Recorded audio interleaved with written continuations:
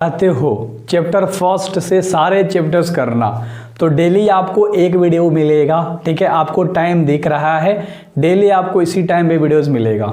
आज हम लोग चैप्टर फर्स्ट करेंगे और एक और चीज़ विद होनेस्टी, बिल्कुल ईमानदारी से इस चैप्टर के बारे में पढ़ाई करना। आपको पता है कि याद कर लिए हो, मुझे पता है आप याद कर लिए हो, बट यार रिवीजन इंपॉर्टेंट है। निम्नलिखित में से बाल कृष्ण भट्ट का निवास स्थान कहाँ है, कौन सा है? यहाँ पर आप ऑप्शन देख पा रहे हो, इलाहाबाद, उत्तर प्रदेश, ए नंबर ऑप्शन बस याद रखना। मैं केवल ऑप्शन बता रहा हूँ, आपको बेसिक याद होगा, टेंशन मत लो। पहला आपको अच्छे से याद हो गया होगा, 2 बार बोल लो, 3 बार बोल लो। ठीक है, चलो अगला सवाल करेंगे और बहुत कम समय में आपको बहुत सारी चीज़ें मिलने वाली है। निम्नलिखित में से कौन सी रचना बाल कृष्ण भट्ट द्वारा रचित नहीं है? अब यहाँ पर नहीं कह रहा है, यानी कि बाल कृष्ण भट्ट के द्वारा नहीं लिखा गया, नहीं रचा गया। ऑप्शन देख लो, पद्मावती, ठीक है, वेडी संसार, मेघदूतम या मेघनाथ वध। अगर आप यहाँ पर देखोगे तो मेघदूतम जो आपको दिखाई दे रहा है वो नहीं लिखा गया था। ठीक है, किनके द्वारा? बाल कृष्ण भट्ट के द्वारा। ठीक है, अगले सवाल के ऊपर हम लोग बात करेंगे। ठीक ना, अगला जो 3 नंबर का सवाल है बेसिकली कि बाल कृष्ण भट्ट किस युग के रचनाकार थे? तो बाल कृष्ण भट्ट किस युग के रचनाकार थे? भारतेंदु युग के। कौन से? भारतेंदु युग के। 2 बार बोलो, 3 बार बोलो, 4 बार बोलो, बिल्कुल तुम फोड़ देने वाले हो बोर्ड एग्जाम में। ठीक है, अगला सवाल के ऊपर बात करेंगे जो 4 नंबर का सवाल है। कह रहा है कि इनमें से कौन सा उपन्यास बाल कृष्ण भट्ट द्वारा रचित है यानी कि लिखा गया है। अब अच्छे से देख लो, है ना, और इसका आंसर कौन सा हो जाएगा? 100 आजान 1 सुजान जो है वो लिखे थे, है ना, बाल कृष्ण भट्ट। अगर आप ये सब देखोगे तो नया नया नाम आपको दिखाई देगा। ठीक है, आपको ये नया नया नाम दिखाई देगा, तो उन सबको भूलो और जो दिखाई दे रहा है बस उस पर ठोको, है ना, ठोको ठोको ठोको। चलो अगला सवाल कर लेते हैं, 5 नंबर। कह रहा है किसके न होने से सृष्टि गूंगी प्रतीत होती है? तो वाक शक्ति। अगर इंसान के अंदर वाक शक्ति नहीं होगा, वाक शक्ति यानी बोलना और सुनना, इसको कहते हैं वाक शक्ति। तो अगर मनुष्य के अंदर वाक शक्ति नहीं रहेगा तो बोलेगा कैसे और सुनेगा कैसे? ठीक है, अगला सवाल के ऊपर हम लोग बात करेंगे जो 6 नंबर का सवाल है कि नाटक के प्रारंभ में होने वाले मंगल पाठ को क्या कहते हैं? तो नाटक के प्रारंभ में जो भी होता है उसको हम नंदी पाठ कहते हैं। अच्छे से याद होगा भाई, याद है ना आपको? अच्छे से याद है आपको, मुझे पता है। ठीक है, अच्छे से आपको पता है, मेरे को भी पता है, और अच्छे से हम लोग तैयारी करेंगे और फोड़ेंगे। बातचीत से मन किस प्रकार का हो जाता है? बातचीत से मन हल्का और स्वच्छ हो जाता है। कैसा होता है? हल्का और स्वच्छ हो जाता है। अगर किसी से बात करोगे तो आपका जो मन है बिल्कुल हल्का हो जाएगा, स्वच्छ हो जाएगा। ठीक है, और जब तक आप बात किसी से नहीं करोगे भाई, डिप्रेशन, टेंशन ये सब घेरले रहेगा। बोलेगा कि भैया हम किसी को ना बता दे अपनी सारी भलास, जो भी मेरी इच्छाएं हैं वो मैं किसी को बता दूं। रॉबिन्सन क्रूसो को कब तक मनुष्य का मुंह देखने को नहीं मिला था? 16 वर्ष तक। कब तक? 16 वर्ष तक जो है रॉबिन्सन क्रूसो जो है वो 16 वर्ष तक मनुष्य का मुंह नहीं देखा था। ठीक है, अगला सवाल करेंगे, फटाक से 7 मिनट लगेगा, टेंशन मत लो, आराम से देखना है तुम्हें। ठीक ना, बोलने से ही मनुष्य का साक्षात्कार होता है। बोलने से ही मनुष्य का साक्षात्कार होता है, ये बात कहा था वेन जॉनसन ने। किसने कहा था? ये बात कहा था वेन जॉनसन ने। वेन ऐसे भी लिखाता है और यहाँ पर बिंदु का मतलब भी वेन ही होता है, तो अच्छे से इस बात को याद रखना। ठीक है, अगला सवाल करेंगे जो कि 10 नंबर का सवाल है कि कह रहा है कि एडिशन के अनुसार असल बातचीत कितने लोगों के बीच में हो सकती है? तो अगर सच वाला बातचीत करना है, असल बातचीत करनी है तो 2 लोगों के बीच में हो सकती है। रियल वाली बात 3-4 गो लोग हैं तो रियल वाली बात नहीं होगी, राम रमौला वाली बातें हो जाएगी। अगला जो 11 नंबर का सवाल है, प्राय जमाने की शिकायत संबंधित बातें कौन करता है? अब जमाने से संबंधित शिकायत की बातें बूढ़े लोग कहते हैं, जिन्हें हम कहते हैं बुजुर्ग। क्या कहते हैं? जिन्हें हम कहते हैं बुजुर्ग। क्लियर है? याद हो रहा है? 2-2 बार बोलो, 3-3 बार बोलो, स्पीड को बढ़ा के आप देख सकते हो, स्पीड को कम करके आप देख सकते हो। कहाँ की बात निराली होती है? कहाँ की बात निराली होती है? तो बता दो, चंडू खाने की जो बात है वो निराली होती है। ठीक है, चंडू खाने की जो बात है वो निराली होती है। किसके अकॉर्डिंग? चैप्टर के अकॉर्डिंग। हम लोग चैप्टर के अकॉर्डिंग कर रहे हैं। ठीक है, अगला सवाल है जो 13 नंबर का सवाल है कि आर्ट ऑफ कन्वर्सेशन क्या है? एक बातचीत करने की कला। आर्ट ऑफ कन्वर्सेशन यानी बातचीत करने की कला कहाँ के लोगों में फेमस थी? यूरोप के लोगों में फेमस थी। कहाँ के लोगों में? यूरोप के लोगों में ये ज़्यादा फेमस थी, है ना। अच्छे से याद रहेगा तो बिल्कुल बढ़िया है, अगर अच्छे से नहीं याद रखोगे, ठीक है, तो बिल्कुल खराब है। समझ रहे हो? अगला सवाल देख लो, अगला सवाल देख लो कि निबंध के काव्य से बना कौन सा शब्द आया है? निबंध के काव्य से बना, इसमें से कौन सा शब्द आया है लाडलो? तो शब्द है काव्य कला। क्या है?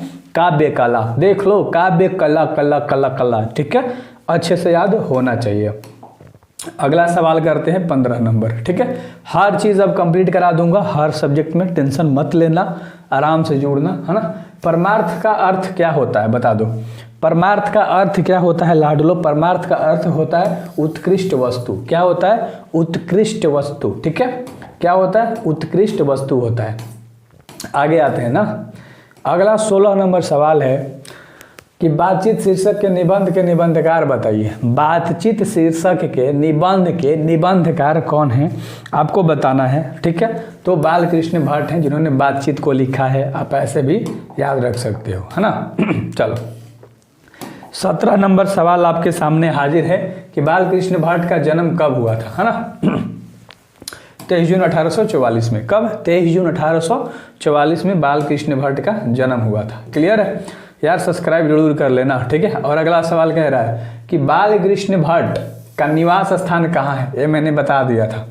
अब बालकृष्ण भट्ट का निवास स्थान कहाँ है, ये क्वेश्चन मैंने कराया था, इलाहाबाद उत्तर प्रदेश। ये ना अच्छे से याद रख लेना ये सवाल। चलो अगला सवाल करेंगे 19 नंबर का। 19 नंबर सवाल बेसिकली क्या कह रहा है कि बालकृष्ण भट्ट के कुल कितने मोटे मोटे निबंध थे। तो बालकृष्ण भट्ट के कुल कितने मोटे मोटे निबंध थे, यानी कि आपको बताना, अच्छे तरीके से बता दोगे, 1000 के लगभग, है ना।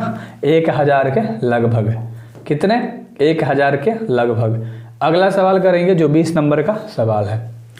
बालकृष्ण भट्ट के प्रश्न के नाम बतलाइए। बालकृष्ण भट्ट के प्रश्न के नाम बताइए।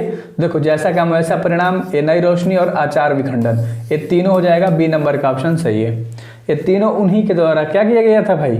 लिखा गया था, जो प्रश्न के अंदर में ये तीनों चीज़ें आती है। क्लियर है? आगे सवाल को बर्बाद करेंगे जो 21 नंबर का सवाल है। बालकृष्ण भट्ट के पिता का नाम क्या था? बालकृष्ण भट्ट के पिताजी का नाम था बेनी प्रसाद भट्ट। क्या नाम था? बेनी प्रसाद भट्ट। क्या नाम था? बेनी प्रसाद भट्ट नाम था, ठीक है। थोड़ा सा फास्ट करेंगे अच्छे तरीके से, है ना। अगर आपको लग रहा है कि मैं तेज़ बोल रहा हूँ तो स्पीड को कम कर लो, अगर लग रहा है कि मैं धीरे बोल रहा हूँ स्पीड को ज़्यादा कर लो। क्या बोलते हो? दमयंती स्वयंवर किस लेखक की रचना है? दमयंती स्वयंवर जो है वो बालकृष्ण भट्ट की रचना है। बालकृष्ण भट्ट की रचना है क्या? दमयंती स्वयंवर, ठीक है। आगे आते हैं। 23 नंबर सवाल कह रहा है बालकृष्ण भट्ट किस काल के रचना काल है? देखो फिर से ये रिपीट नंबर का सवाल है, मतलब रिपीट हो गया, है ना। आधुनिक काल के, ठीक है। यहाँ पर थोड़ा सा आधुनिक होगा, चलो आपको तो पता है आधुनिक, सुन के आपको याद हो गया होगा, ठीक है। आधुनिक। आगे देख लो, बालकृष्ण भट्ट की रचना। बालकृष्ण भट्ट क्या है? यहाँ पर बातचीत ले होना चाहिए था कि बातचीत क्या है। Sorry guys for the mistakes, माफ़ कर देना। यह एक क्या है? यह एक ललित निबंध है। D number. बातचीत जो चैप्टर है वो एक ललित निबंध है ना। अगला सवाल करेंगे जो 25 नंबर का सवाल है। बालकृष्ण भट्ट के मन में अध्ययन की रुचि की लालसा किसने जगाई थी, यानी पढ़ाई के प्रति? तो माता पार्वती ने। माता पार्वती ने बालकृष्ण भट्ट के मन में पढ़ाई के लिए रुचि जगा दी थी। इंटरेस्ट जिसे हम बोलते हैं कि पढ़ाई में मन लगने लगा था उनका, ठीक है। और अगला 26 नंबर सवाल है। कौन सा? 26 नंबर। बालकृष्ण भट्ट क्या नहीं थे? तो महाकाव्यकार नहीं थे ऑप्शन के अकॉर्डिंग, क्योंकि वो पत्रकार थे, निबंधकार थे, आलोचनाकार थे। अगर आप देखोगे ऑप्शन में देख लो, यही सारी चीज़ है ना। पढ़ोगे आप भी, आपको भी सब चीज़ याद होगा, है ना। अगला 27 नंबर का सवाल है कि किसने लिखा है गद्य लिखना भाषा सार्वजनिक करते जाना है? ये बात किसने लिखा है? रघुवीर शाह ने।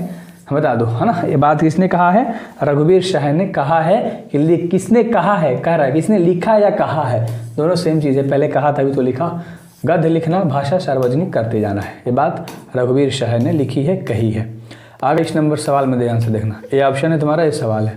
देखो, बालकृष्ण भट्ट के समय संबंध के उनमें से कौन से साथी साहित्यकार थे, है ना? भारतेंदु हरिश्चंद्र और प्रताप नारायण मिश्र, ये दोनों थे, ठीक है। अच्छे से याद रखिएगा क्योंकि सी नंबर में है नहीं और डी नंबर उपयुक्त सभी है, तो वे दोनों थे। और अगला 29 नंबर सवाल है कि चंडू खाने शब्द का अर्थ क्या होता है? तो हफीम खाने वाली, है ना, ध्यान से देख लो, हफीम खाने वाले लोगों की मंडली के लिए सुरक्षित स्थान। एकजुट गए हैं, नशा करने वाले जो लोग होते हैं वे एक अड्डा ढूंढते हैं जहां वे नशा कर सकते हैं, तो उनके लिए वो सुरक्षित स्थान को हम लोग चंडू खाने कहते हैं, है ना। और अगला सवाल है जो कि लास्ट सवाल है 30 नंबर, और 30 नंबर सवाल कह रहा है कि चमनिस्तान शब्द का अर्थ क्या होता है? तो हरे भरे बागों का इलाका जिसे हम चमनिस्तान कहते हैं। तो उम्मीद है कि आपको ये सारे ऑब्जेक्टिव्स याद होंगे। अगर नहीं याद है तो आप एक बार में वन शॉट कर लिया। थैंक्स अ लॉट कि आपने ये सारी चीज़ें कर ली एंड आगे भी आप करते रहना। मिलते हैं नेक्स्ट वीडियोज़ में next chapter. Do subscribe for board examinations, crack it 400 450 marks plus.